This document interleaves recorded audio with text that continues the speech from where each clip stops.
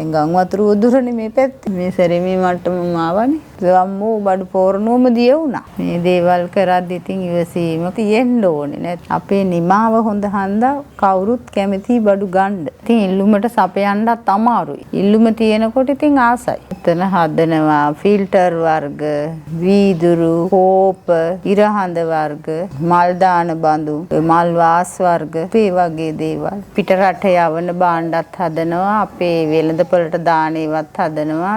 හැකියාවක් නැතිම කෙනෙකුට වුණත් පාත්‍ර වර්ග අරන් ගිහිල්ලා ඔය බෝපැලයන් නිර්මාණය කරන්න. තව ඔය දැන් කේක් වර්ග හදනවා, මුට්ටි කේක් කියලා. දැන් ඕනම කෙනෙක් ඇවිල්ලා ඉගෙන ගන්න ඕන කියලා කිව්වොත් අපි ඉතින් පුහුණු කරන්න කැමතියි. ජපන් ළමයි වගේකුත් ඇවිල්ලා මගෙන් ඉගෙනගෙන ගිහින් තියෙනවා. ළමයින්ගේ මොලේ වර්ධනය වෙන්නත් හිත නිවා ගන්නත් කරන්න පුළුවන් හොඳම රස්සාවක් නේ.